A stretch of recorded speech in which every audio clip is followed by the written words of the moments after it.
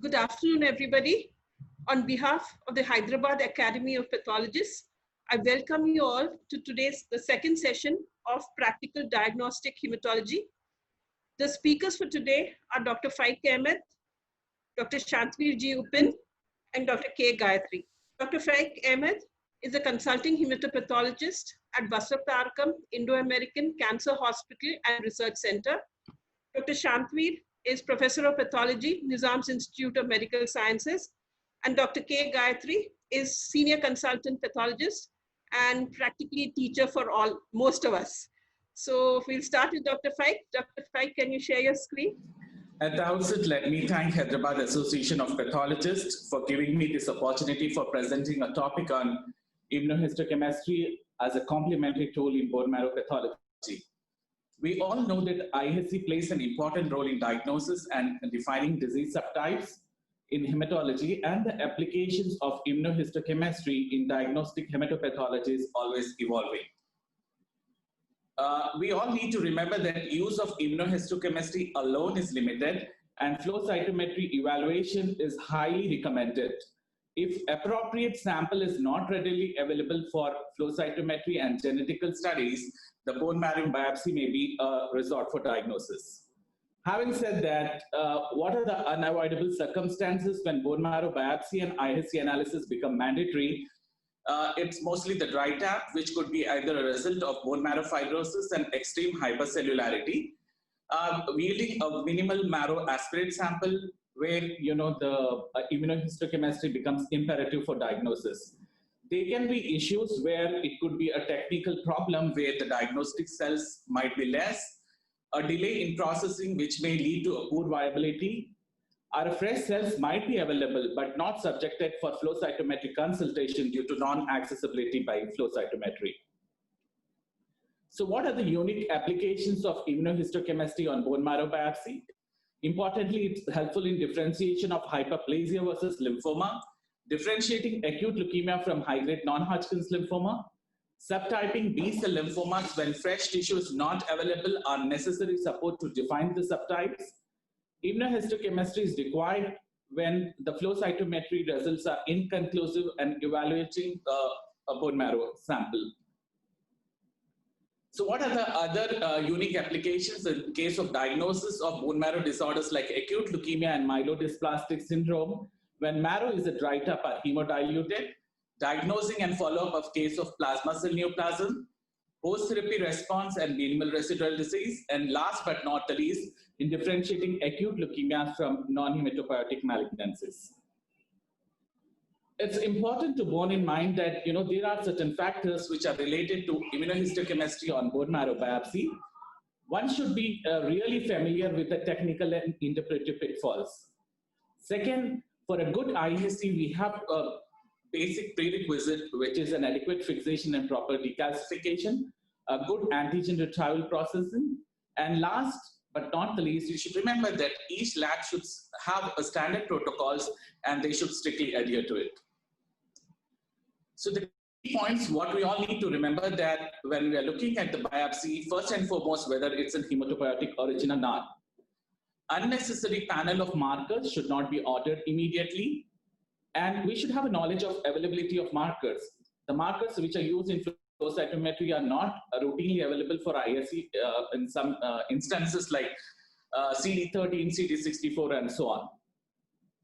As I was telling you that it is important that we need to recognize that the cell of origin are, it being a hematopoietic origin, is of prime importance. CD45 at the leukocyte common antigen is the basic marker for recognizing that. Last, if we see that are usually weak positive for 45, while NHL shows strong expression. Whenever at morphology we are having a issue, look, the tumor, if it looks like a high grade, it's always warranted to add a BCK to your LCA. We need to remember an important caveat with CD45. Some of the cases of BALL and acute myeloid leukemia may be negative for 45, particularly the pure erythroid and megakaryocytic leukemias. Once you know that it's a hematopoietic origin, it is important to have a knowledge about the lineage-specific antigens for acute leukemia by immunohistochemistry, which is really essential. The immature antigens are TDT, CD34, 117. The lineage-specific marker for T cell is CD3. The lineage-specific for B cell being 79A, PAX5, and 22. For myeloid blast, it is CD117 and MPO. Yesterday, Madam told about megakaryoblast and erythroid precursors, how to identify them. I'm not going to elaborate much, but apart from the lineage-specific markers, you need to know a bunch of knowledge of CD markers to define a disease entity. These are the list of panel of markers which usually are used in defining the disease entities. But for instance, if we want to know that if there is an involvement or defined by a mast cell disorder, it's the ISC would be preferred a mast cell tryptase along with CD117, 25-2, and also a precursor marker along with lineage-specific T and B markers. So let's not now talk about the immature markers, that is the TDT, CD34, and 117. You know, 34 and 117 is a membrane glycoprotein which is expressed by the progenitor cells. If you look at CD34, it is the most commonly used blast marker, and it is more sensitive by flow cytometry than IHC. CD117 expression usually favors a myeloid blast, but sometimes you can see that TLL can show expression of CD117, but it's not seen in case of BLL. As we are all aware that TDT sensitivity in case of BLL and TLL is more than 95% by ISC. But the important caveat when we are looking at this markers of immaturity is that TDT expression can be seen in some cases of AML, while CD117 expression can be seen in mast cells related disorder, or you can sometimes see in case of your early erythroid precursor. So these points needs to be, keep in mind always. If we look at TDT, usually expression of TDT excludes the high-grade NHL, but it does not assign a lineage. As I was telling that you should not rush up with a lot of markers with an initial thing. It is best if you have a primary panel and a secondary panel. The best way to have a two-approach panel for blast cells are immature cells which infiltrate the marrow. As I told already, that the lineage-specific T marker for CD3 and B, we can have PAX5, 79A, CD10. Then the precursor marker 34, TDT, 117, and then for myeloid you have MPO. So once you are having these initial primary marker, you are left with two scenarios. The first scenario will be a TDT positive and our CD34 positive scenario. Our second scenario could be a TDT negative and CD34 negative scenario. For instance, if you're dealing with a B cell neoplasm and the cells look more like blastic, you have 45 expression as B, PAX5, 10 positive, and TDT positive. But there can be certain other issues when you don't have a TDT positive neoplasm, but the cells look more blastic. Your differential diagnosis may horizon to the mantle blastoid or a diffuse large B-cell lymphoma or a Burkitt's lymphoma. So in the secondary panel, we can have CD20, BCL6, cyclin D1, and Ki67, and based on the expression, we can define the disease entity. So let's move on to B lymphoblastic leukemia now. As we all for our practice, we usually use CD20 as a common marker, which is used for screening for it's a lineage, but it might be positive in your BLL or can be, very much negative. But always, when you see a CD20 negative scenario, you should always have a B-cell markers. CD79A or PAX5 needs to be attempted. One thing we need to remember that PAX5 alone is not lineage specific. A subset of AML cases can express PAX5. While CD10 expression favors a B-cell lineage, but again, you need to remember that too, that there are cases where TLL can show CD10 expression.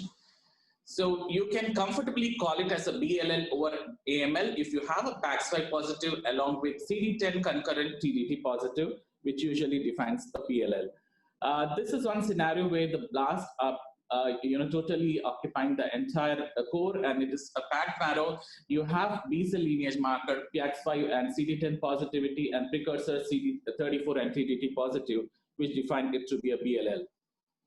If you look at TLL, the expression of TDT and CD3, it usually favors a T lymphoblastic leukemia. But we need to remember that diagnosis of TLL needs to be considered if TDT and CD3 are negative. TALL can be double positive for 4 and 8 or can be double negative. Other antigens of T cell lineage like CD2, 5, and 7 are non-lineage specific and can be associated with AML. This is one more scenario where you see that blasts are positive for CD3. They are co-expressing 4 and 8, negative for B marker PAX5, and few of them are expressing CD1A. It's indicating that cortical stage of differentiation of TALL. What is the role of bone marrow biopsy in acute myeloid leukemia? It is particularly used to classify AML, NOS types, and myeloid sarcoma. But we have to remember that paraffin immunophenotyping has limited correlation with FAB subtypes. Usually when we do IHC in instances where there is fibrosis, which results in a difficult aspirate, or as in case of M7 and hypoplastic AML. If we know about the IHC markers, myeloid markers, which is better identified by IHC is MPO. But if you look at flow cytometry, it is CD34, 117, and CD15, which are better identified by this technique. CD13 and 33, which are mostly positive in most cases of AML, but they are not commonly available for IHC. So we can make a confident diagnosis of AML on unequivocal CD34 and our CD117 expression with MPO positivity. For monocytic lineage, the assignment for the lineage assignment, CD68 and lysozymes plays an important role. The important keywords in AML, what we need to remember, as I was telling earlier, that LCA might be negative in your M6 and M7. MPO, though being considered to be the specific marker for myeloid lineage, can be negative in your M0, M5, M6, and M7. Always, it's a challenge to interpret MPO negative cases. So, whenever practice, first we should ensure ourselves that we are ruling out B and T lymphoblastic leukemias. This is one more scenario where the AML blasts are seen admixed with the pink cells, which are the eosinophils. These are showing expression for 34, and if you look at MPO, MPO is also positive in some of the cells, but again, there are aberrant expression of PAX5 and TDT. This is again a pointer towards genotypic expression for this AML, and this case was positive for E21 translocation. So when you come to an MDS, when it becomes essentially helpful to identify 3 subset of patients: MDS with fibrosis, where IHC is important, MDS with hypocellular marrow, and a suspected case of MDS, which is hemodiluted and poor cellular smear.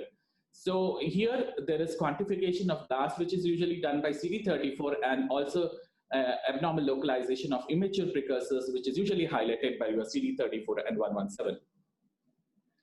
We might sometimes require additional markers of erythroid and megakaryocytic lineage to see that the spatial arrangement of the lineages have been lost. So we can use glycophorin, HP, and CD61 for assessing the distribution and number of cell types.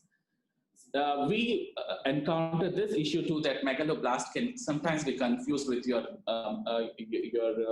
marroblast or myeloid blast. And for this, the glycophorin antibody is usually helpful. We should also remember that megakaryocytes in MDS shows aberrant expression of 34, and they can show additional morphologic atypia. So this IHC profile we need to remember when you're dealing with MDS. So the important scenarios for bone marrow IHC sampling in lymphomas, mostly it is important to differentiate reactive versus neoplastic lymphoid nodules.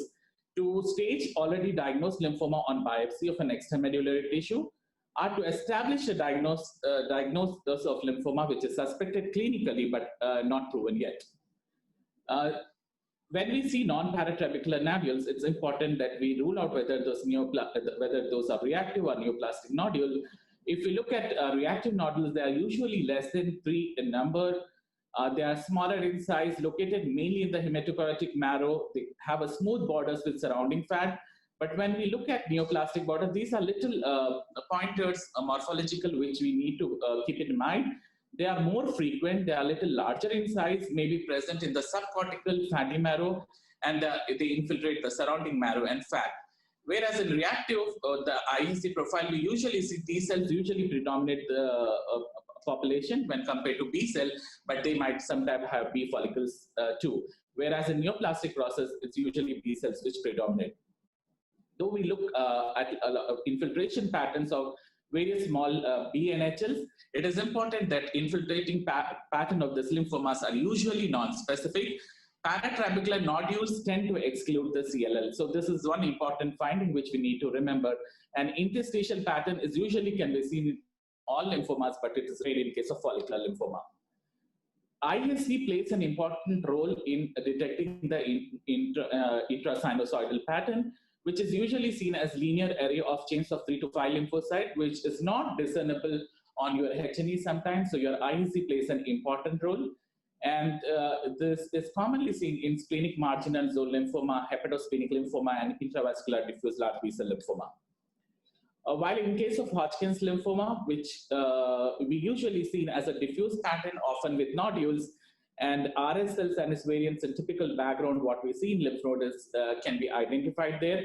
If we have a prior diagnosis of classical Hodgkin's lymphoma, only we need an RS variants, and the immunoprofile, what we see in our regular practice is same here, where the neoplastic cells are 45 negative, 20 negative, but positive for 30 and 15.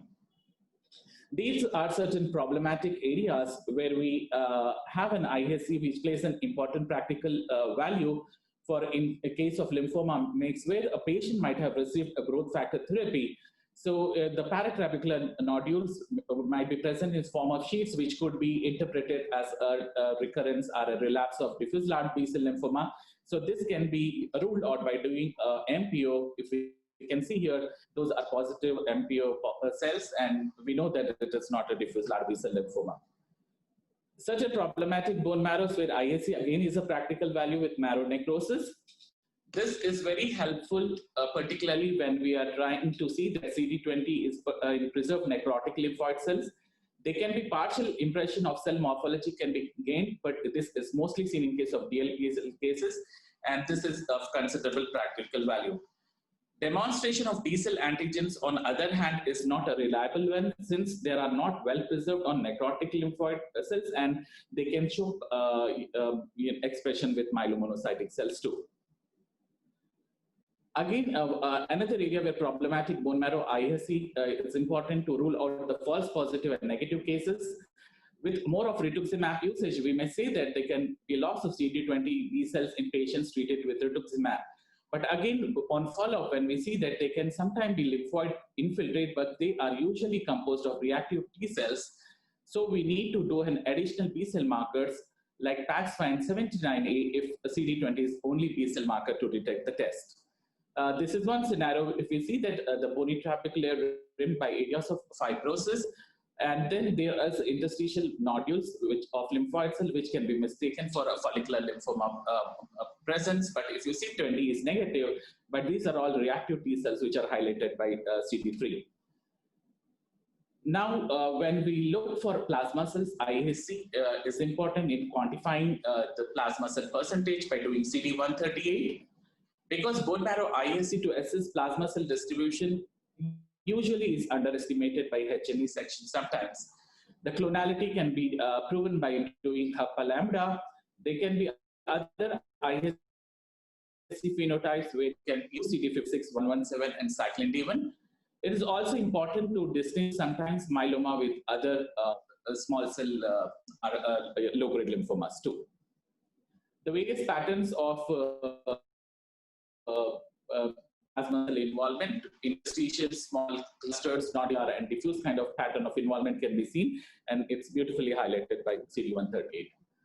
Not forget about sometimes in our practice we come across involvement by certain other non-lymphoid malignancies. It could be a part of a staging workup for a known primary. It could be for part of an investigation of unknown primary or an incidental finding. Very important thing what we need to remember is sometimes there could be sparse or single cell infiltrates of round cell tumor which may mimic lymphoma when we deal with embryonal rhabdomyosarcoma, sarcoma, neuroblastoma, and Ewing sarcoma. So your ISC also plays an important role. The classification of metastasis is possible on ISC on your bone marrow biopsy too, because it's well-established staining pattern, which is very much similar to your primary tumors.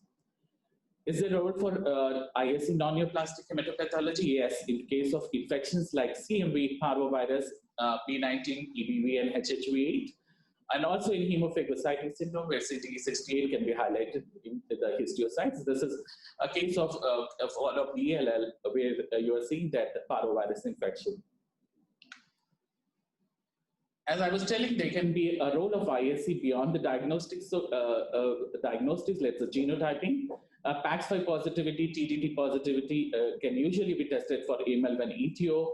NPM1 can also be, when you see a normal karyotype, can be tested by your immunohistochemistry, where there is usually cytoplasmic shuttling from the nuclei in case of NPM positivity. So the take-home message is ISC on refined biopsy markers are reactive to the paraffin tissue is usually represents a powerful diagnostic tool. It's a gold standard in diagnosis of acute leukemia. Basically, is the morphology, cytochemistry, flow cytometry, and cytogenetics. Still, I would say that bone marrow biopsy yields useful information in crucial settings. And in ISC, every bound cell is not a positive, and positivity should be interpreted with detailed knowledge of antibody expression in normal and malignancy. Thank you all.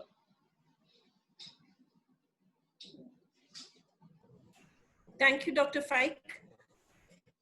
Now we will, as I said yesterday, we will take the questions at the end of all three talks. So if anybody has questions, you may put it in writing. We'll go to the second talk now. Now we're going to start the non-neoplastic talks. Dr. Shantavir, please share your screen. First of all, I would like to thank the office bearers of Hyderabad Academy of Pathologists for giving me an opportunity to present my talk today. So I will be talking on PNH testing by flow cytometry. So as we all know, just to brush up a little bit about PNH in general, it's a rare acquired clonal hematopoietic stem cell disorder, which is characterized by clinical triad of chronic intravascular hemolysis, propensity for venous thrombosis, especially at unusual sites, and bone marrow suppression. If you see the classification which has been proposed by PNH interest group, International PNH interest group, it has three categories. One is the classical PNH, where the patients have evidence of intravascular hemolysis, and there is no associated other hematological disorder in these patients. Only they have intravascular hemolysis. The second group includes a PNH in the setting of other bone marrow disorder, like a PNH association with aplastic anemia or a myelodysplastic syndrome. And the last category is the subclinical PNH, where the patient doesn't have any clinical evidence of or a laboratory evidence of hemolysis, but a small population of GPI anchor protein deficient hemopoietic cells are demonstrable in these patients by flow cytometry, especially high sensitivity analysis. And these patients can also have associated aplastic anemia or an MDS. So coming to the underlying abnormality in paroxysmal nocturnal hemoglobinuria, it is due to mutation in the PIGA gene, which is present on the X chromosome. This encodes for a glycosyl transferase, which is essential for synthesis of GPI anchor, and more than 100 different mutations have been described in this gene. And this gene encodes for GPI protein, and this is a transmembrane protein through which variety of anchored proteins are attached to the cell surface. So because of the mutation, there is a deficiency of this anchor and resulting in deficiency of the GPI linked proteins. So variety of GPI linked molecules are present in the body on different cell types. I will not go into the details of each of these. They can be in the form of enzymes, adhesion molecules, complement regulating surface proteins. The ones which are highlighted in blue color, the ones which we routinely come across and which we use for diagnostic purpose. And I will come to important ones later in the discussion. Coming to the general laboratory abnormalities which are seen in patients with PNH, usually they have increased unconjugated bilirubin in the plasma, decreased haptoglobin, raised LDH. Whenever an aplastic anemia patient has an increased LDH, one should suspect the possibility of associated PNH and you should evaluate for this condition. And patients urine may show hemosiderin if there is a active hemolysis, intravascular hemolysis. Then there is also a raised urobilinogen. Bone marrow examination varies depending upon the type of PNH we are looking at. If it's the classical PNH, the marrow may be hypercellular with erythroid hyperplasia. If it is in the background of aplastic anemia, obviously we have a hypercellular marrow. If PNH is associated with MDS, then you may look at the dysbiosis within the marrow. Coming to the traditional tests which were used for the diagnosis of PNH, the ones which we used to use in the past, HAMS test, sucrose lysis test. These are tests which are based on the principle of demonstrating the sensitivity, increased sensitivity of PNH cells to complement mediated lysis.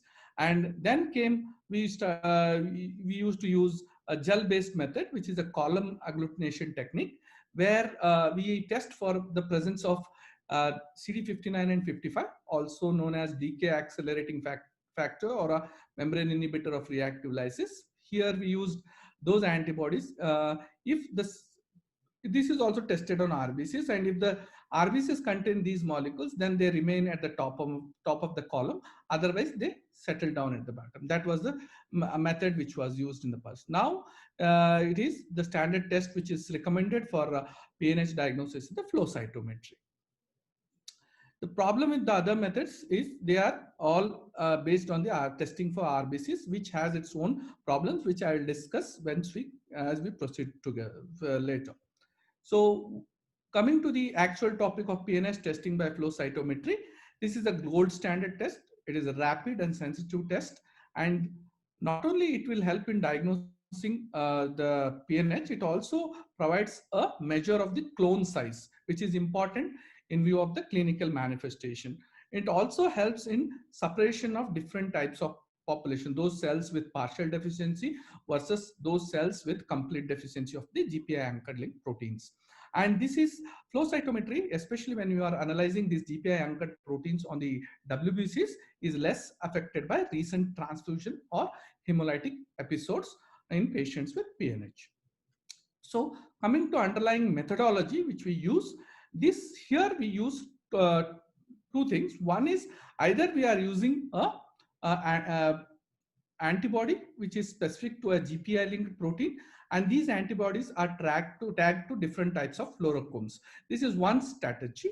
Or if we are using FLAIR, it will directly bind to the GPI anchor. So we are either demonstrating the absence of GPI linked protein or a GPI, depending upon whether we are using a monoclonal antibodies against various GPI linked proteins, or we are using a FLAIR, which is not an antibody. It is a toxin which is derived from the bacteria, which specifically binds to the GPI anchor.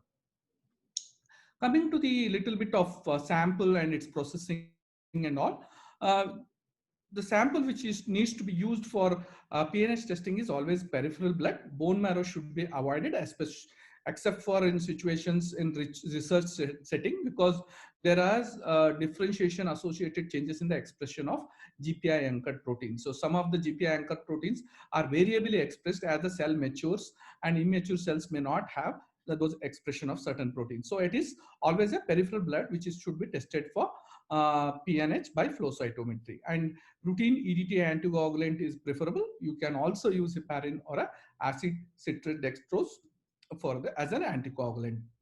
The routine 3 ml volume is sufficient, and sometimes if you are having a very low WBC count, or in patients with aplastic anemia, we may have to collect more and to reach the sensitivity level which we want, so the more sample may be required. And usually you should process within 48 hours.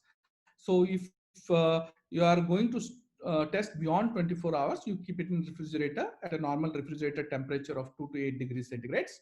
But RBCs can be tested even in samples which are up to 1 week old. So that is one thing, but ideal testing should be done always before 48 hours. Coming to the types of analysis, we can divide this into a routine analysis and high sensitivity analysis.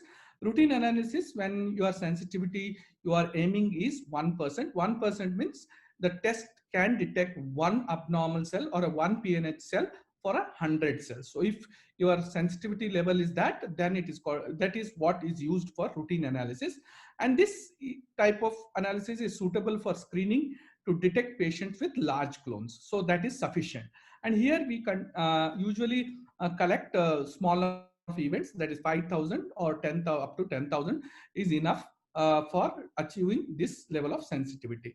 But if you want to do a high sensitivity analysis, especially which is needed for a patients who are having very small clones of PNH, then you have to reach a sensitivity level of 0.01%. That is, the test should be able to detect even one cell in a 10,000 cells of a particular type. So to reach that sensitivity, you may have to collect large number of events. So that is up to 2.5 lakhs, some even collect 5 lakhs or 10 lakh, means 1 million cells of that particular type to see a high sensitivity analysis. So this you need to know. So coming to what types of cells we are analyzing, always the most important, especially in flow cytometry analysis of PNH, is granulocytes. These should be tested in all cases. Monocytes additionally should be tested because they give confirmatory information, because you will be more confident if you analyze both granulocytes and monocytes. Red cells are routinely analyzed in patients with this one, but sometimes it may not. Some labs may only analyze red cells if they detect PNH clones on WBC initially. If they are negative on WBC, they may not go for testing to reduce the cost or also the workload and the time and all. But if you want to analyze routinely, most of the laboratories analyze both WBCs, that is granulocytes and monocytes, plus RBCs. Lymphocytes have no role. We don't analyze lymphocytes in PNH patients. I'll come to the reason for that in a later slides.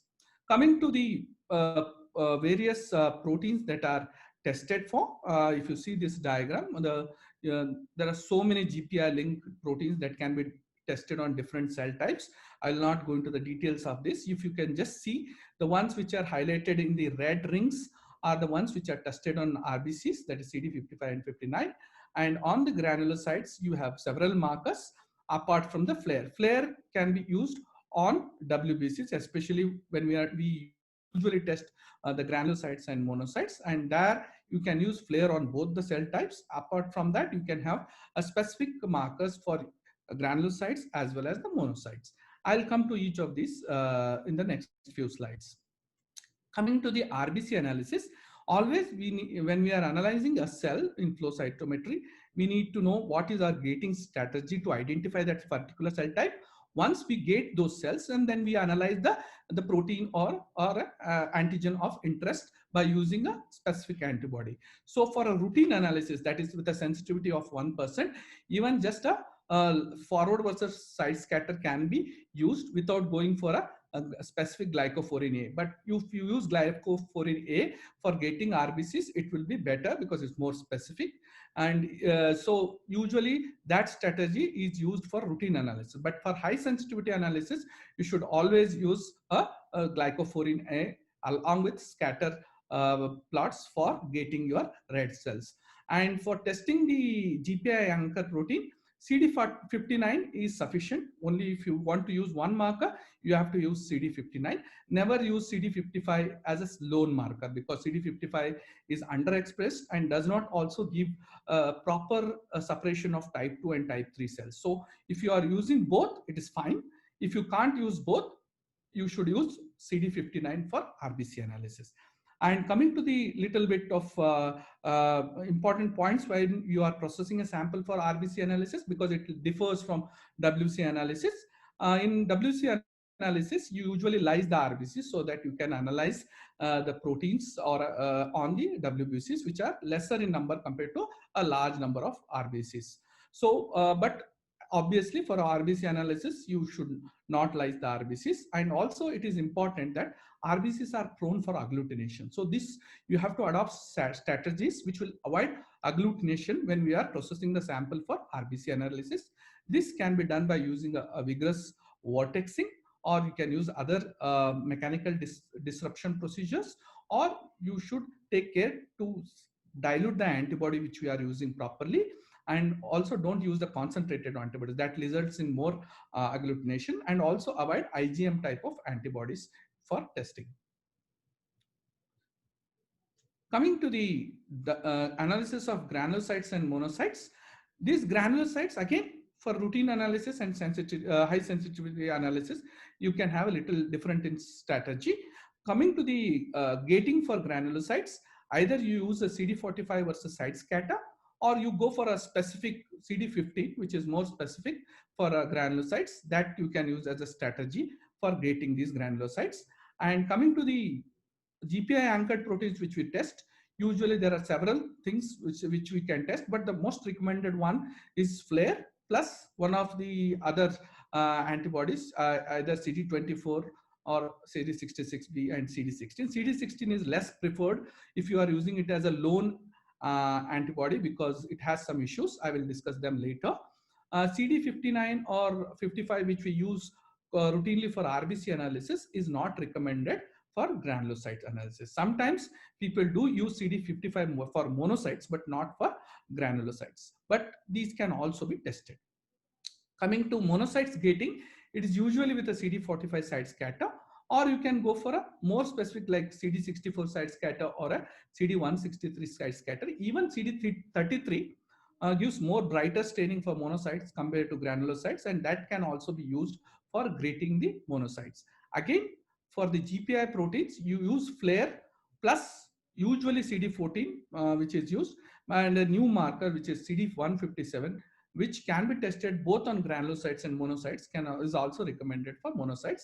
And this is the one which we are using, CD157, we are using in our setup. Coming to high sensitivity analysis, here you have to use, you can't go by a CD45 side scatter. Here you have to use a 15 side scatter because you are getting more pure cells if you are using a CD15 by side scatter as a gating strategy. And the other GPI protein testing is similar to what I described for routine analysis. And monocytes, because the number of monocytes in a normal sample is very less, they are not suitable for high sensitivity analysis because we don't collect so much of monocytes. It's difficult to collect to reach the sensitivity level which is required. So if you want to do a high sensitivity analysis, it's usually done with the granulocytes and RBCs, not with the monocytes. But if you want to still test it, you can test it using CD33 or a 64 as a gating marker, and a FLAIR plus another reagent as a GPI protein for testing. Coming to certain other things regarding the processing of the samples, when you are processing the sample, usually the stain and lyse technique is used. First you stain the cells, then you lyse the sample for RBCs, because if you lyse first and then stain, what happens is the lysing agent will cause certain changes in the cytoplasm of the cells. And if you are using a scatter properties for gating, it will be affected. So that one should take care of. But if the count is very low, then you may go for a first lysing followed by staining. Use a milder lysing agent like ammonium chloride. I have already referred to that CD16 is not a very suitable antibody for if it is used alone. You can use it in combination with other antibody, but you should not use it alone for granulocyte testing because it is absent from eosinophils, and it's also lost in granulocytes in patients with MDS. So you may falsely interpret as PNH clones. And also there are polymorphic variants. Some of the CD16 variants on the cells may not be picked up by the clone you are using. So these are all problems. So you better to avoid CD16 as a lone marker when you are testing for granulocytes.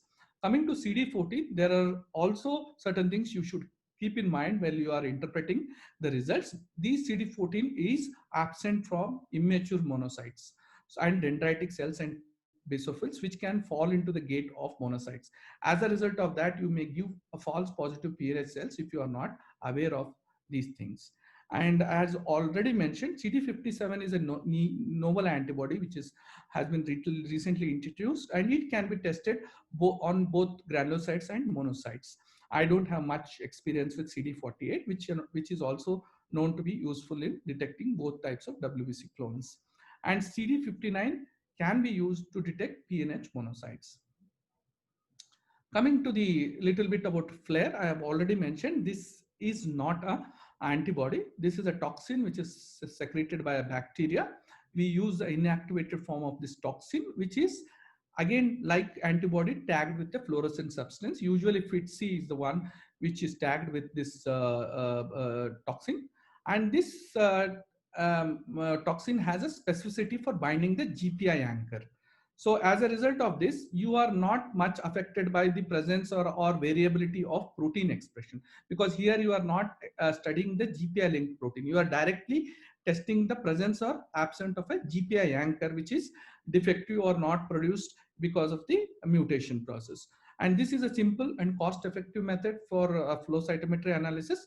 And this flare also gives a higher signal per cell. So it is better resolution when you are analyzing. And another advantage is you can add flare along with the combination of other antibodies, which I have discussed, in a single tube. So that is an advantage of using a flare. But one thing you have to remember, flare is only useful for WBC analysis and it is not used for RBC testing. Okay. Coming to lymphocytes, I had mentioned these are not suitable for analysis because of the long lifespan. And second thing is they also show variable expression of GPI linked proteins. Sometimes lymphocyte population is used as an internal control to look at the expression pattern, but they are not used for reporting or analysis. Okay. Coming to what panel we are using, we are not using flare. Flare is recommended by the Clinical Cytometry Society, but flare is supplied by a particular company, and we had some issues with procuring that because it's a difficult process because there are not many vendors. So our panel includes, for RBCs, we use 2 tubes where we use glycophorin A as a gating antibody and CD55 and 59 for a GPI protein. For WBCs, we again use two tubes. The main tube, that is tube 3, will have CD45, 15 and 64 as a gating marker. CD45 as a general leukocyte gating marker, 15 as for granulocytes, 64 for monocytes. Then we use 24 for granulocytes, 14 for monocytes, and 157, which can detect both granulocytes and monocytes, because you have to test for at least 2 protein on each cell type. So that's why we follow this strategy. The additional tube which we test, which is not necessary, but we use a CD11B as a gating marker for granulocytes, and we use CD15 as a GPI protein for testing. So this is what we use in our lab regularly, but these 2 tubes are sufficient. You may exclude CD55 if you want to reduce the cost, and you can exclude the 4th tube, and instead of CD50 157 flare, you can add up. So we are now, luckily we got the flare also. We are going to introduce, we are also starting high sensitivity analysis this month. So we will be doing, we will add flare, but we will not remove CD57 157 because we are testing for the efficacy of 157 versus flare in the testing process. Coming to interpretation and reporting of this PNH. So what defines a PNH clone is the deficiency of GPI anchor. So depending upon the type of deficiency, we name them as type 3 cells if there is a complete deficiency, type 2 cells if it is a partial deficiency, and cells with normal expression are sometimes referred to as type 1 cells. And there is no specific cutoff to determine a symptomatic patient, but in general, it is thought that a patients with more than 20% type 3 cells are the ones who have clinical manifestation of intravascular hemolysis. If the patient only has a large clone of type 2 cells without any significant type 3 cells, they may only show reticulocytosis or a laced LDH, but they may not have a clinical hemolysis. Coming to the other, how do you report each of these clones?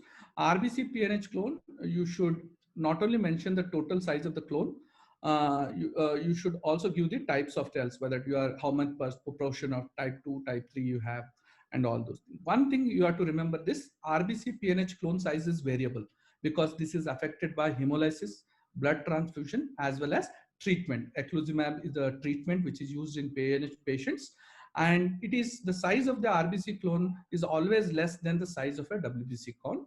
And that's why RBC clone size is not suitable for quantification at initial diagnosis. There, if you want to actually know the clone size, this is the WBC clone which should be used, because RBC clone is variable and affected by several factors. But one of the advantages of RBC clone is better delineation of type 2 and type 3 cells, which may be seen in WBC as well, but it is difficult. One thing you have to remember, this eculizumab is a new drug. I don't know how many centers, because a very costly drug. It is an antibody which used against complement 5. So it protects the cells from red blood cells from complement mediated lysis. And as a result of this, these patients have reduced hemolysis, but in turn, their PNH clone size increases. Actually, the patient treated with this drug will have larger clone after therapy, but less hemolysis. That you have to remember, whether the patient has been treated for eculizumab.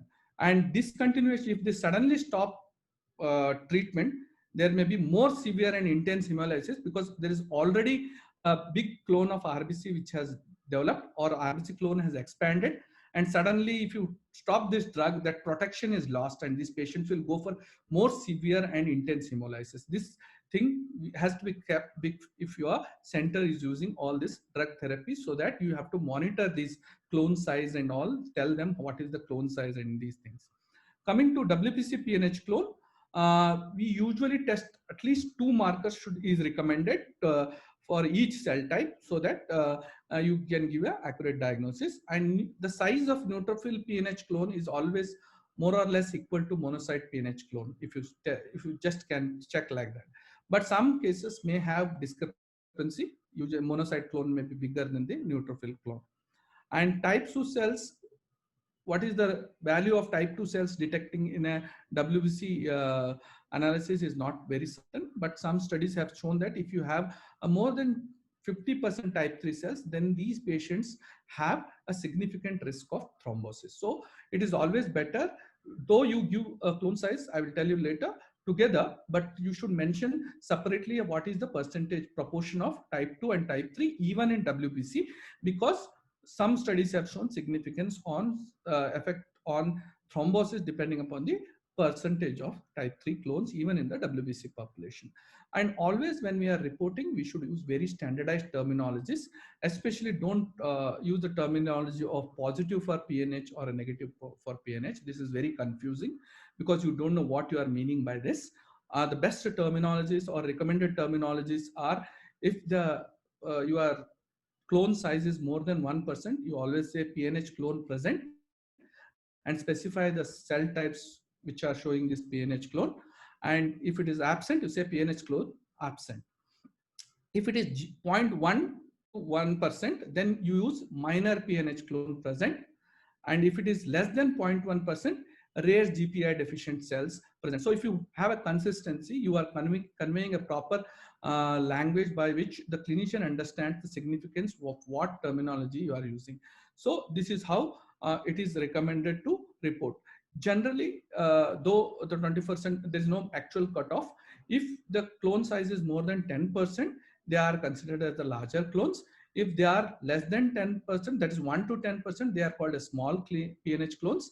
And I have already mentioned, less than 1% minor PNH clone, less than 0.1% rare cell events or a rare GPI deficient cells. So by this, you know what category of cells, what percentage of cells are abnormal. You are conveying it in a proper way to the clinician. Coming to the reporting, other aspects of reporting, I have already mentioned. You give the percentage of PNH population in RBCs, proportion of type 2 and type 3 cells.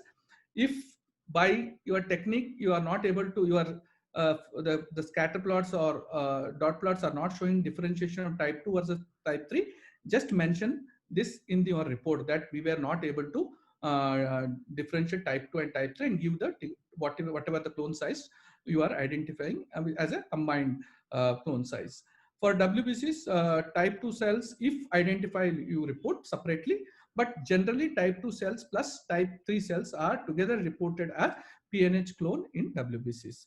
And also always mention what level of sensitivity you have achieved during the test. It's not that you have what is the sensitivity we have established in your lab. It is every time you are doing a testing, it varies because of the patient status, and sometimes it is also depends upon overall cell collection in that particular patient. So always tell the clinician in the report, you have to mention this: during this test we have achieved a sensitivity of 1%, 0.1%, 0.01%. What is the level for each cell type you have achieved? That is better to mention. And always, if you are reporting on a follow-up samples, you have to be careful always, or try to include the information about the previous clone size if you have the knowledge of it, and also mention that what is the difference in or change that has occurred to that clone size with respect to current analysis. That is always a preferable way of reporting if you are testing a follow-up sample and you have a knowledge of previous results. Coming to some of the examples, so how do we go about analyzing the RBCs? I have already mentioned, you either use first you use the scatter plots, forward versus side scatter, to pick up this RBC population. Specific gating is done with 235 is nothing but glycophorin A. And then you test the protein of interest. That is, here we have tested CD55. Either you can demonstrate in this is a histogram, this is a dot plot, the way you are displaying it. And here, if this is normal because it is expressing the CD55. This is for the second tube that we are using for CD59 for RBCs. Again, RBCs are gated using 235 and forward versus side scatter. Here you see, again, we are testing for 59, and this is showing normal expression pattern. Coming to the WBC, first you go for forward versus side scatter. You know, this is similar to what you see in a cell analyzer. There is lymphocyte, there is a monocyte, this is the granulocyte based on its size and the scatter properties. The next one is you use the CD45 versus side scatter, and the pattern looks little reverse of that. The lymphocytes are the brightest on CD45 compared to granulocytes. So you have to remember these things. And then go for specific gating using CD15 for granulocytes and test for both marks. We are testing for CD157 and 24. Both are positive. There is a small group here. This is what we have recognized, that this eosinophils are little dimmer than the neutrophils. So this is giving a differentiation, but this is not a negative population. You have to remember this. And coming to the monocytes, again, these are the monocytes which have gated with 64, and these monocytes are expressing both 157 as well as CD14. So there is no PNH clone in this. Coming to the last two, we said 11B versus 59, that we are showing that this sample is showing normal expression of 59. And this is a patient, that was a normal sample. This is a PNH sample. If you can see, the difference is here you have a population which is negative for CD55. Same thing you can see here as well. This is for 59. You can see it is differentiating the type 1 cells with normal expression, partial deficient cells, and this is the complete deficient type 3 cells. So you can see the same on the histogram also, different colors. Again, the same patients, WBC, when you analyze, you have two groups. These granulocytes, one group which is showing normal expression. This is the deficient cells. These are the PNH clones. Monocytes also, you see this. These are normal monocytes which are expressing normal GPI protein. These are the deficient or a PNH monocytes. And if you see, compared the clone size, 66 and 70%, more or less equal. This you have to remember. Usually they are equal. Sometimes there may be discrepancy as well. So that also gives your testing methodology is correct and you are doing it properly. So these are all things which we are doing regularly. And same thing, if you see, I have done with another tube. Again, the clone size is same, 66%. So all three are correlating. That means each of your tube, you are analyzing in a perfect way, and it is showing the same clone size in the WBC. So coming with some cases, that was a classical PNH with large clones, but you can have cases with the small clones. Here you see only 1.58% small clones. If you combine these two, around 2%. Here, same thing. Even on the WBC, you see, this is a very small clone, 3%. If you add this also, around 2.5%, same size. And even on the monocyte, you are finding a small clone. So, sorry, 1 minute. This is a small clone which is seen in this case as well. And again, same thing with the fourth tube. This is patients with transfusion, I just wanted to demonstrate. If you see here, RBC, hardly very few cells are seen. Hardly 1% or 2% cells, RBCs are showing PNH. But the same patient, if you see the WBC counts are 30% and 50%. That indicates this patient was transfused. That's why the RBC clone is looking normal, or only few cells are showing deficiency. But WBC clone is giving you a correct information, actual clone size. So these are, and this happens routinely, because patients, if you have an active hemolysis, they are usually transfused before they are. So always better to collect the sample before transfusion. If they have, sometimes they can't avoid transfusion, let them do the transfusion, because we are doing a WBC analysis. So that is not a problem, but you have to be aware when you are interpreting the results. Coming to the last few slides, this is a certain pitfalls one has to remember. This is in RBC analysis, I have already mentioned that CD55 is a weakly expressed antigen. So you should never use it alone. If you are using in combination 59, it is better. And when you are using CD59, you should always wash the samples thoroughly, because otherwise a non-specific binding will be there, and this may cause interference in separating the negative and positive population. And certain things with WBC analysis, like sometimes you may detect a small monocyte population which are deficient. This may be related to mixing problems, imprecise gating, or a cell addition phenomenon. Sometimes we can have a pseudo type 2 PNH cells. I have already mentioned this. Basophils and NK cells interpreted as monocytes which are showing negative staining. And myeloid blasts, especially if they are 64 positive, which don't show flare or any of these markers, and may be misinterpreted as PNH cells. And large platelet aggregates also sometimes may be dragged into monocyte gate, giving to flare negative events. So these things you have to remember. And always there is an issue when we are doing high sensitivity analysis for the number of cell events you are doing, collecting or giving, or calculating actual percentage of cells. Sometimes it is difficult, especially when you are testing at a very low level or lower percentage of cells. The impression is more than when you have a larger clone of the cells. Actually, I had a case, but I think I have exceeded the time. Have I exceeded the time? So I think I'll stop at this. The next speaker can take the.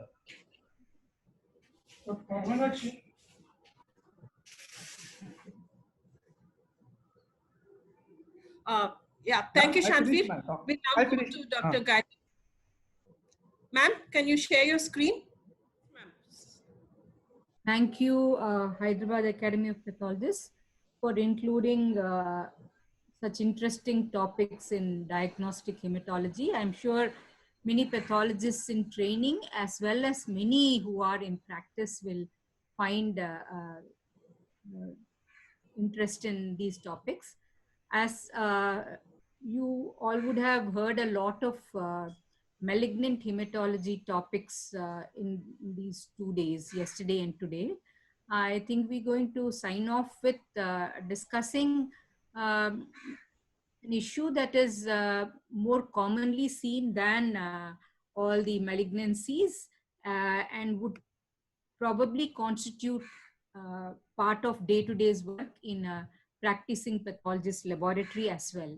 So we are going to talk on how to approach the evaluation of hemolytic anemias in the laboratory. That will be the focus of this topic.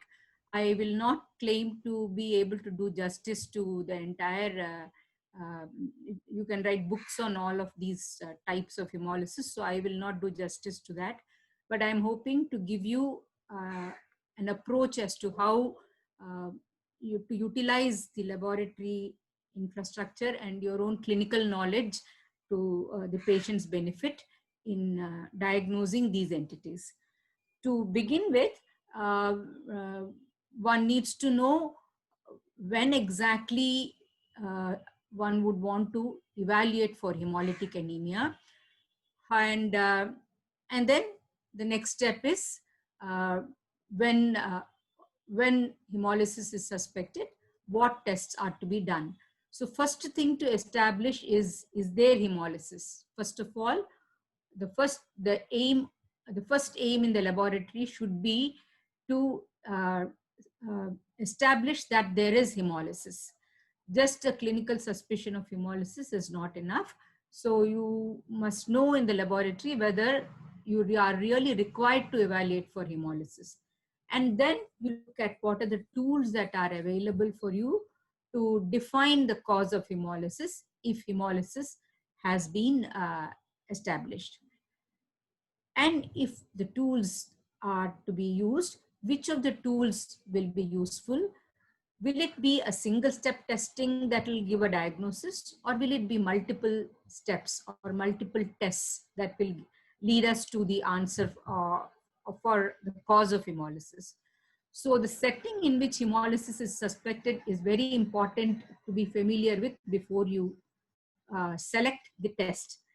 So you should know what are the presenting complaints, what are the clinical, what is the clinical profile, and have there been any preceding events before the current presentation, so that you can suspect or rule out certain hemolytic anemias. Now you will see that the entire process of evaluation for hemolytic anemias concurrently goes to establish etiology as well as pathology. The test tools are also designed like that. So first, is there hemolysis? You need to look at a battery of tests, which will not only be the EDTA sample. You will have to look at the plasma, the serum, the biochemical parameters, and all of those included together should give you an idea whether there is hemolysis or not.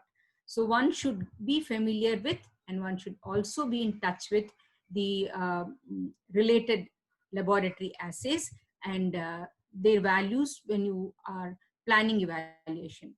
Becoming prepared for that is the first step to diagnosing hemolytic anemias. So hemolytic anemias as such, it's a very huge banyan tree under which many small twigs and branches and small plants are there for you to give specific diagnosis. So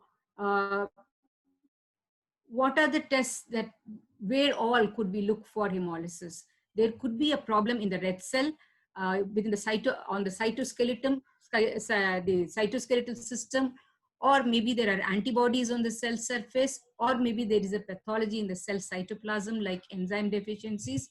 So without enumerating all of them, if you just look at the milieu in which the red cells are circulating, the red cell components themselves, starting from the cytoskeleton to the nucleus. Each one of them, every part of it can contribute to the integrity of the red cell, therefore to the lysis of the red cell.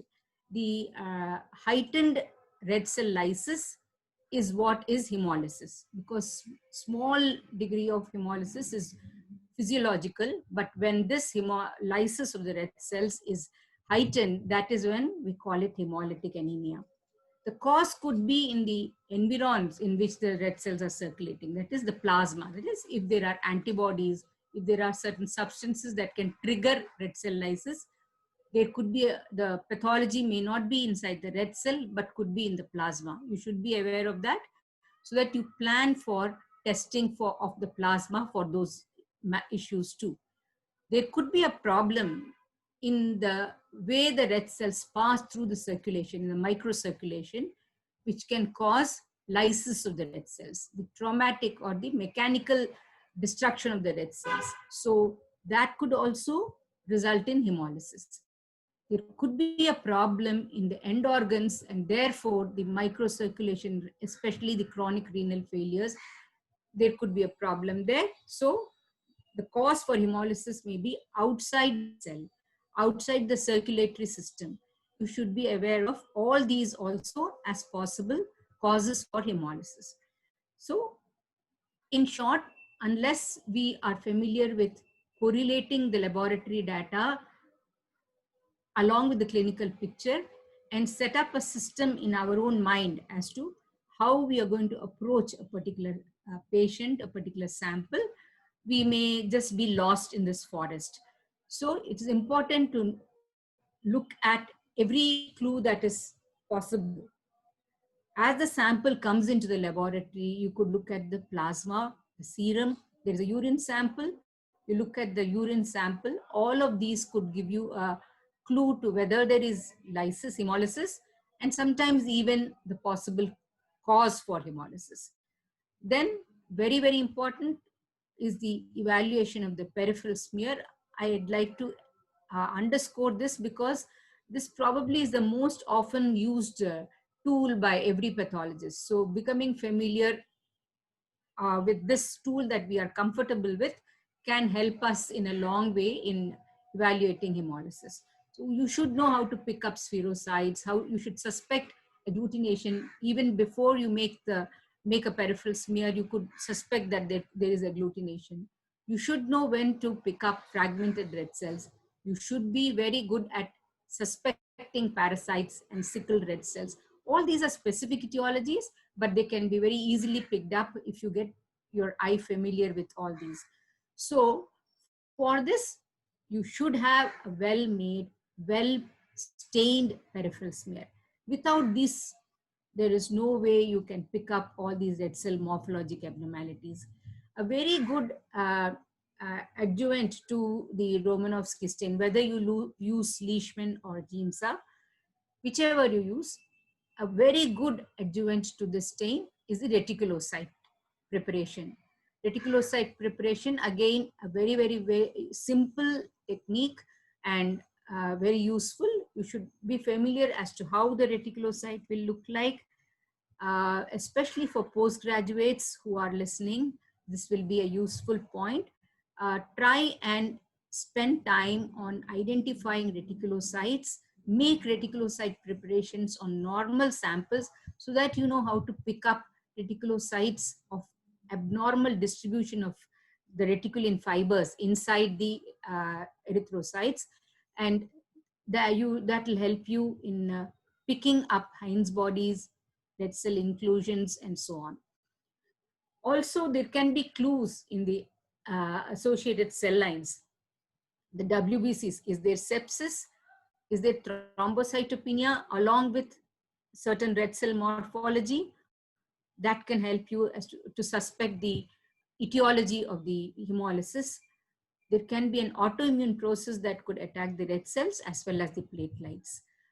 If even before the smear comes to the microscope, looking at the red cell indices can help you to pick up which could be, and then you look at the serum and the plasma, and you know where you suspect, which case you could suspect hemolysis. These are some soft clues that you can employ in large volume laboratories. Or if you have access to the urine sample, always preserve it until you make a sediment and use that for doing a very simple stain, the Pearl stain, to pick up hemosideruria. Look at the color of the urine even more importantly. Now, to evaluate for hemolytic anemias, there's a whole battery of investigations.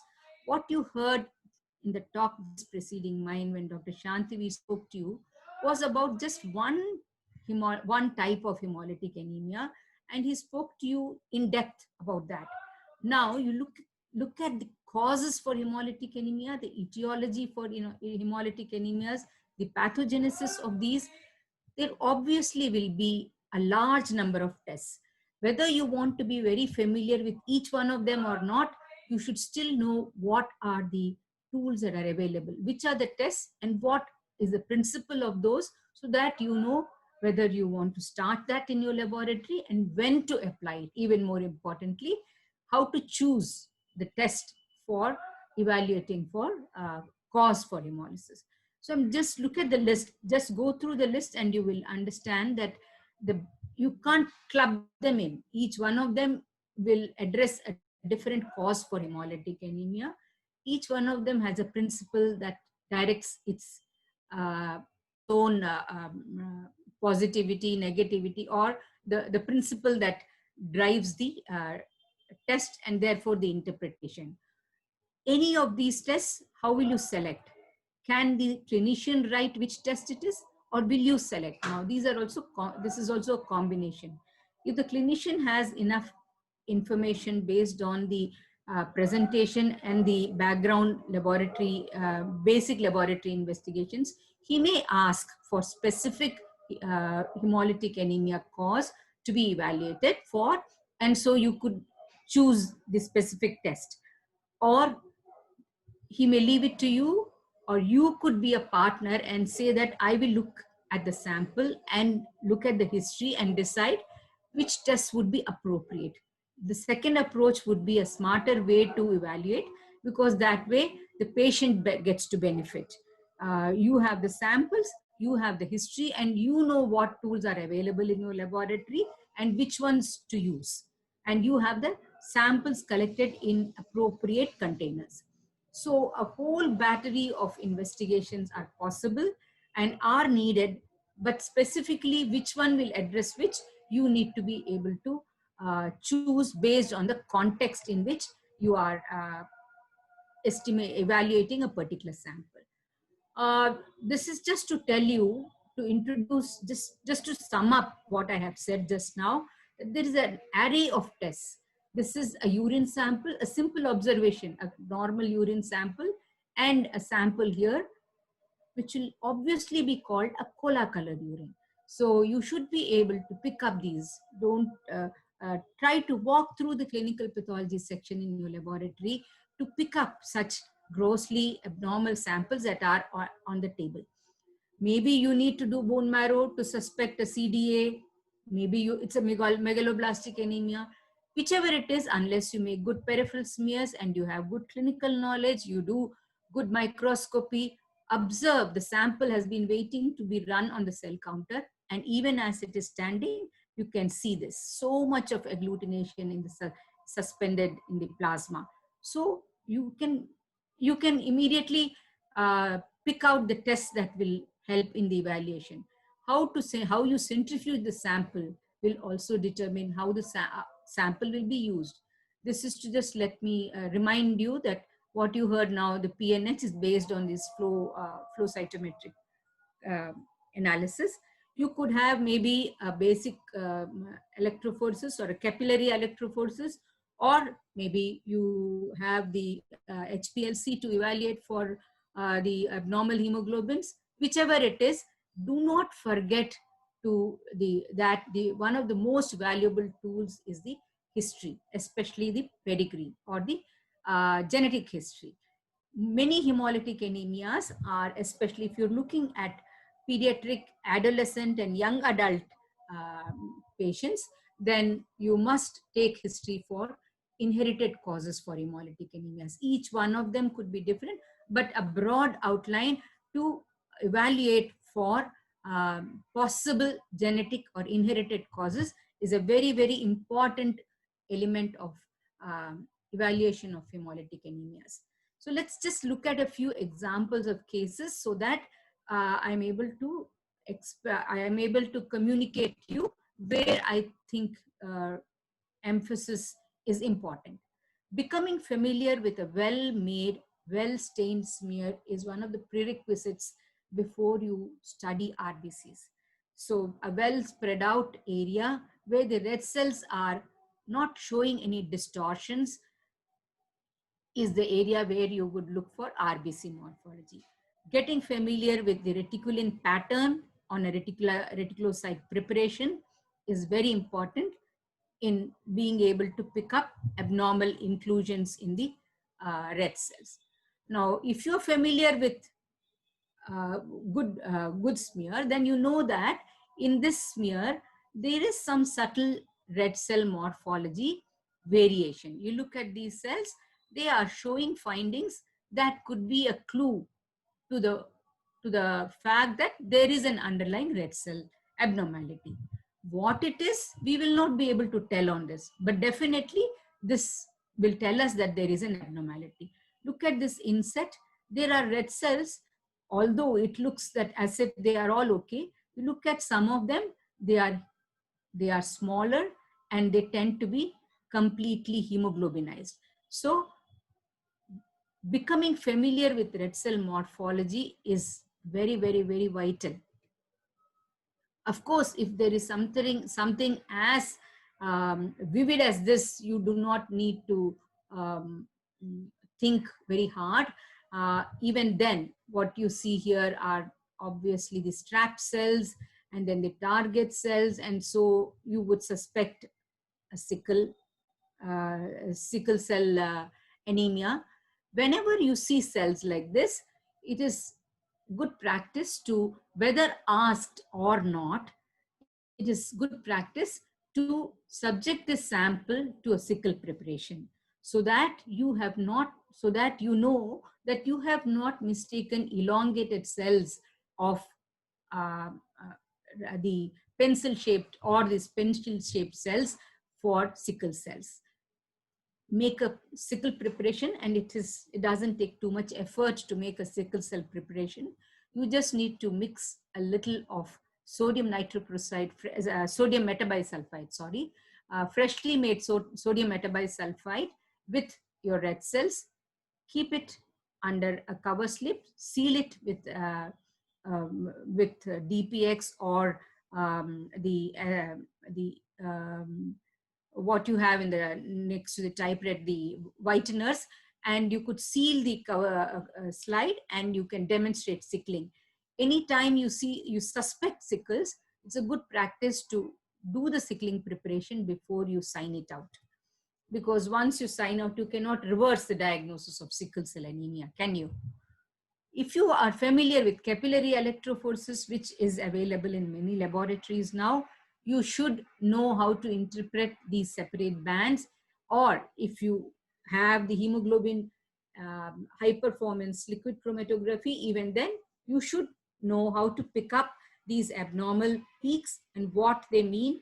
This is an HPLC, this is a standard electrophoresis, and this is a capillary electrophoresis. So all these are tools. Many vastly different tests are available for the evaluation of hemolytic anemias, and you are expected to pick the right ones for the given case. This is a urine sediment stain with pearls that shows you that there is abundant hemosiderin in the urine. This is a test that is no longer used anywhere, but we have tried to do it, and we have seen that it works when we've done field studies. This is called the Nesterov test. You may find this in the older textbooks, may not even be mentioned in the current day season.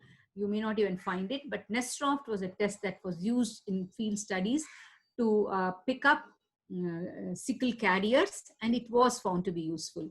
When we tested it, we did find that it worked, although we do not use it for reporting. This slide is to remind me to emphasize to you all the importance of becoming familiar with inherited forms of anemia and to take the appropriate history. How would you take? You can't obviously ask, is there anybody with all the entire list of inherited abnormal hemoglobins? You are not going to be able to list, nor will the patient be able to respond to you. So what you should ask is, you should prompt them with questions that will lead them on, and then you can take the clue. So you would ask, is there anybody among the cousins, the first cousins, the siblings, first of all, any sibling who has died either in early childhood or maybe adolescence or later, or who has required transfusion, or who has had several episodes of jaundice and pallor, has appeared very weak. These kind of leading questions should be asked. You shouldn't ask anybody with hemolytic anemia in your family. Obviously, that will not elicit an answer. You should know how to lead them on to give you. And after the siblings, go on to the history, similar history in cousins, aunts, uncles. Aunts, uncles means on the father's side as well as the mother's side. Cousins means cousins from the first cousins from the father's side as well as the first cousins from the mother's side. Such history will help you suspect inherited causes for hemolysis. Okay, we'll look at another set of tests. This, that this is beautifully arranged test tubes are displaying to you how we do the osmotic fragility and how painstakingly this is done, how painstakingly a graph is drawn, and then we compare the fragility curve of the test sample with the control graph, and then we interpret whether there is a shift in the fragility curve or not. Before we give a lot of it is a very painstaking test. It is a labor intensive test, especially compared to most of the tests that are currently available, and the current generation of technologists are probably not very comfortable with doing such labor intensive tests. So osmotic fragility test, one, because of the nature of the testing. Secondly, because what it actually tells you is only that the red cell membrane permeability is changed. It doesn't actually tell you what is the pathology in the red cell. So it is possible that osmotic fragility will become an obsolete test soon, just like the Ham's acidified serum test and the sucrose lysis test have become obsolete in the evaluation of PNH. But this is a test that has served its purpose for decades. It picks up, what it does is to draw, essentially it is used to identify spherocytes. So the spherocytes, it just tells spherocytes. We know that spherocytes can be seen in many conditions. Hereditary spherocytosis is one of them. Spherocytes can be seen in other forms of hemolytic anemia, especially the autoimmune hemolytic anemia. So here you see, what do you see? One is you can see the spherocytes here, and then you can also see that they are clinging to each other. These red cells are clinging to each other. So looking at the peripheral smear, you could immediately suggest the investigation that will first establish hemolysis and tell you also the cause for hemolysis.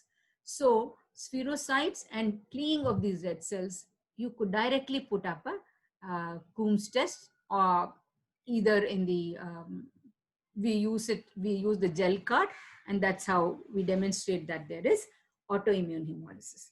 Now, this peripheral smear examination, this is actually on a low magnification, and what it is showing you is that the red cells in the entire smear are not at all distributed evenly. They are piling on top of each other. They are agglutinating and they are piling.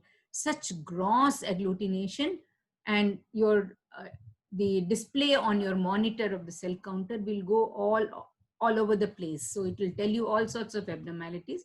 And you see this, and when you look at this, you will suspect autoimmune hemolysis. And when you suspect autoimmune, see, this is the higher magnification of that, how densely agglutinated these cells are. In a given setting, in an adult with autoimmune hemolytic anemia and severe anemia, Marrow here has established that there are sheets of lymphocytes, CD20 positive. Now you're seeing a combination of all that you heard today. CD20 positive cells in the bone marrow trephine biopsy. And this is a chronic lymphoproliferative disorder presenting as autoimmune hemolysis. So establishing hemolysis, identifying the cause for hemolysis as autoimmune hemolysis. Then the next level, establishing the cause for autoimmune hemolysis. These many steps are possible if you are alert and if you use every clue that is provided by each investigation. Otherwise, they're standalone investigations. They'll just be reported, this is positive, this is negative, this is positive, this is negative. Now, if you look at all of it together, it makes sense. Chronic lymphoproliferative disorder. It's a B cell type. You even know that. B cell chronic lymphoproliferative disorder complicated by autoimmune hemolytic anemia. To that extent, your diagnosis is possible, and definitely the patient benefits with this kind of evaluation. You all can make out that these are hypersegmented neutrophils with macrocytes, classically Palmar flattening and hyperpigmentation is seen here in the phalanges.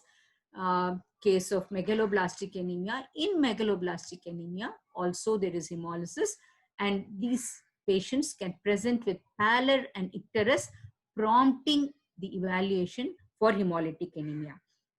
in your smear examination and in your display of the cell counter values, if you see that there is macrocytosis with hypersegmented neutrophils, you can cut short the evaluation for cause for hemolysis by looking at only the relevant parameters. You can look for LDH, you can look for serum B12 folate levels. Maybe you want to add ferritin iron also to complete the evaluation, because often they are combined together. Or you could do a bone marrow evaluation and establish megaloblastosis. So that there is hemolysis, that the cause for hemolysis are all to be established. Now here I'm just trying to show you these. Of course, you can see in the peripheral smear, this is such a beautiful sickle cell, right? You don't need me to even point it out. These sickle cells you have, when you see this, like I told you, when you suspect sickle, do a sickle preparation. But sometimes there will be cells like this, which you do not know what to call. Are these sickle cells? Are they some other cells? Now, if you look at the morphology of these cells, they are all sorts of sizes and shapes. They are literally fragmented. They appear to be small parts and bits and pieces of the red cell. So the term fragmented red cell is so self-explanatory. These are fragments of the red cells that are circulating. That is why they are all, see, so many of them, they are all of different shapes and sizes. And when you see a picture of red cells like this, it is very ominous of intravascular hemolysis. Intravascular hemolysis is one hematologic emergency that you should immediately alert your clinician. The cause, whatever may be the cause, DIC, sepsis, if it could be, or maybe there is, whichever, you can get the clinical details once you've seen this.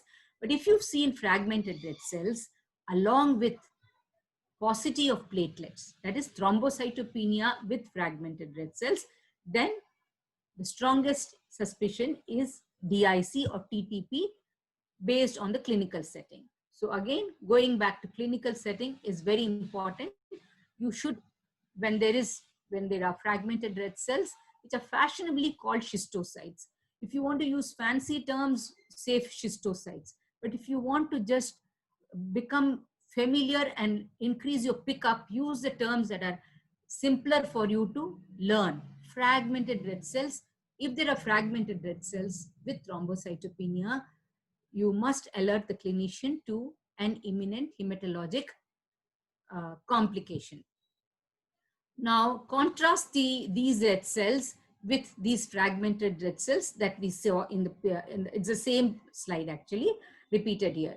Contrast the spikes in these fragmented red cells, how sharply they are, the cell surface is spiked literally. And look at these. Look at these. These are not as sharply spiked as these. So these are not to be confused with fragmented red cells. These are acanthocytes. This is how acanthocytes differ from fragmented red cells. To become familiar with them, you will need to, when you come across a fragmented smear with fragmented red cells, keep screening. The way to learn is to, when you are sure about a particular pathology in a slide, whether it is histopathology, cytology, or hematology, whichever morphology, to learn more about the various forms in which the morphologic manifestations can occur, just keep screening. Don't stop once your diagnosis is made. Keep screening, and then you will see so many forms of that morphological variation that it will help you when you are viewing another slide. So when you see lots of fields of fragmented red cells, then your eyes will become familiar with how acanthocytes can differ from fragmented red cells. You can pick up these, a good peripheral smear and careful microscopy. These are all causes for hemolysis. There can be vivax malaria leading to low-grade chronic hemolysis. Falciparum malaria again lead to low-grade hemolysis or even intense hemolysis. Don't go only by the gametocyte. Look for ring forms. All these can cause red cell lysis, mechanical destruction of red cells, and therefore hemolysis. And they can all present diagnostic challenges if you do not identify these. And maybe they have not asked for the immunoassays, maybe they have not asked for the parasite B, parasite F kind of test. But if you have looked at the peripheral smear, you can, if you wish to, you can confirm it with a strip test. Otherwise, this morphology is sufficient. Now, I just tried to show you, I didn't even touch on PNH because there has been there has already been an elaborate talk on that. Now, what I have tried to share with you is that there are numerous causes, numerous tests. Which one you choose will again depend on what you suspect as you evaluate. Now, there are a lot of difficulties also in the diagnosis of hemolytic anemias, which are inherent. Some of the problems are inherent to the cause itself. Whether the hemolysis is episodic, and whether you're seeing the patient and the sample during an episode or between episodes, that will also determine whether you pick up hemolysis and the cause. Like, for example, there is an acute hemolysis and you do the hemogram, you do the reticulocyte count, and the reticulocyte count is high, and then it is a child, it is a 1-year-old child presenting with acute hemolysis. You suspect an inherited cause because it's a pediatric age group, and one of the things you suspect would be G6PD deficiency.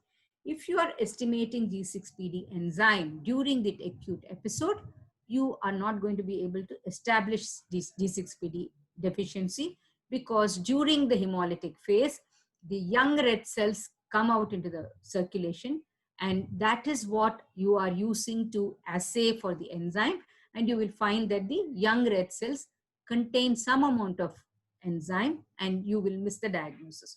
So in such case, if your smear leads you to suspicion of G6PD deficiency or the presentation, you should ask for a evaluation between episodes, much after this episode has subsided. Therapeutic interventions are probably one of the biggest challenges in laboratory evaluation of hemolytic anemias. For the clinician, a patient with severely low hemoglobin is a challenge to just keep the patient surviving. So his response is to transfuse red cells. So you are required to evaluate a sample in which there are transfused red cells as well as the native cells. Obviously, that is not the kind of sample from which you will get correct answers, especially if your answers are negative. Definitely, it is not going to help. So it's extremely important for the pathologist to know that hemolytic anemia evaluation must be done on a sample collected prior to transfusion. Post transfusion, it is of no use, which means unless you are in conversation with your clinician and emphasize to him why you need a sample that is collected prior to transfusion, you may not be able to get the right sample. Secondly, you should be prepared to perform tests when the patient requires, because if it is on a Saturday evening, a pediatrician cannot wait until Monday and you open the lab for you to take the sample and evaluate for hemolysis. He cannot wait to transfuse the patient until then. So you should also be prepared to receive the sample and process it. If steroids have been given, they interfere with many of these tests. So immune modulators, and you saw the example of the PNH testing, where the immune modulators can block the detection of the clones. Pre-analytics and problems: how is the sample collected, how is it stored, has there been, like, you cannot do osmotic fragility test 24 hours after the sample is collected. It should be done as early as possible, preferably by 6 hours of collection of sample. If the sample collection has been traumatic, which sometimes happens in pediatric samples, then also it interferes with your evaluation. So knowing all these limitations and suspecting these problems before you start testing is the smartest way to work on these. Sometimes the test that you have chosen has limitations. You saw just one PNH testing that has limitations. I told you about G6PD. I told you about the immune hemolysis and so on. So like that, every test you must know the limitations of that particular test, and then only your testing will be valuable. How to overcome these pitfalls? These are all, a lot of it is in our own understanding. We should learn to elicit relevant information from the clinical colleagues, from the patient. If the patient is coming to your laboratory, you should know how to collect samples, plan sample collection properly, ask for relevant history before you collect the sample. Has there been a transfusion? Then don't bother to make the patient spend money and your staff to spend hours on testing all these, and you give an answer, a bunch of reports that do not really convey much. So take the trouble of making your testing relevant to that given patient. Clinical history, interventions, you should know the background. You should know if there has been any interventions, there have been any medication, if there has been any surgery, especially cardiac valve surgery. If what is the clinical physical examination like? Are there any associated clues that can help you, like a lymphoma with lymphadenopathy, spleen? Is there a splenomegaly? Like for any hematologic abnormality, you should have adequate clinical history. Before you plan the test, make sure that you collect the samples as per your requirement. Collect the peripheral blood in EDTA, in sodium heparin, make smears, fresh smears, keep some urine sample and serum sample. Make sure that your smear sample collection is adequate and your smears are not atrocious like these samples. So do not fix them in all kinds of substances. Use the correct fixative for your smear. Make sure that your stain is as good as this. They are all these are possible in the same laboratory. So smear making is an art that every technician in your laboratory and every pathologist also should know. You cannot guide your technician if you do not know what's right and what's not. Make sure your buffers are made properly, that your containers are labeled, therefore, so that one reagent doesn't get used in place of another. Such smears should never be used for interpreting peripheral smear. And since I emphasized on importance of peripheral smear, I thought I should let you know that these kind of smears do get made, but they are not the right smears on which we can do our job well. This is the kind of smear you want. You do not want to interpret these kind of smears. Slides, okay? I think I am concluding. So what would be the signposts in the laboratory evaluation of hemolytic anemias? Adequate clinical inputs, adequate sample types. You should have sample appropriately collected in the different anticoagulants. You should look at not only the patient, but also the sample as it enters the laboratory, because that can give you a clue. You should be able to distribute the sample for as many testings as are required. So when you collect, you must collect, calculate and put the needle in for collection only after you know how much blood is to be collected in which containers. So your technician, it's good practice for your technician, the phlebotomist, to come and discuss with you what tests would, how many samples are required, how much blood in how many which containers, and then you distribute the samples likewise, so that you do not fall short and have to call the patient back, by which time it is possible that the patient has been transfused. It is a very, very smart way of working if you monitor the test outcome and then go to the next test based on what you have seen in the results thus far, and review these with the accompanying laboratory investigations, especially those coming from biochemistry. Choose further testing based on all these. And ultimately, make sure that whatever cause you have identified, there is a clinical correlation. Go back and forth before you finally sign out, because once you sign out, these are all almost for lifetime. Once you say there is autoimmune hemolytic anemia, the patient is going to be treated like that and going to be evaluated for a whole lot of autoimmune causes, not just only hemolysis.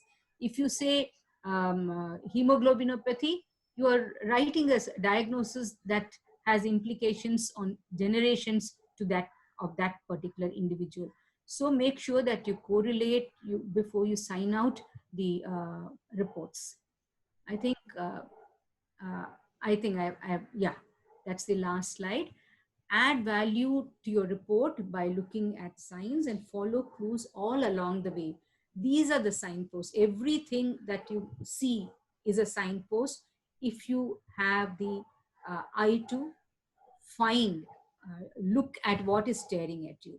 So that is how I approach the evaluation of hemolytic anemias on a day-to-day basis. And thank you. Thank you, Dr. Roshni. Thank you, HAP. Thank you, Dr. Sudha, for giving us all the opportunity to share our experience in hematopathology. Thank you, ma'am. We're happy to note that today the number of attendees had gone up to 108. So it was better than yesterday. We'll go to the questions. There are a few questions. I'll read them out. Dr. Fike, the first question to you. How to assess remission status post-induction of ALL on IHC? Oh, that's quite a tricky one, because when we are trying to do a flow cytometry, we are trying to see the pattern recognition and leukemia-associated immunophenotypes. While in case of IHC, because if you have a stage 1 hematogone, stage 2 hematogone, they can also be positive for your 34 and TDT. So it becomes very tricky in analysis. If you really have some suspicion, you didn't get a good aspirate, just follow for some time and ask a clinician to repeat a procedure, because you might go wrong in that. And the entire treatment decisions will be based on that. So very important that your IHC can be sometimes misleading if you are trying to look at hematogones 1 and 2 during your follow-up.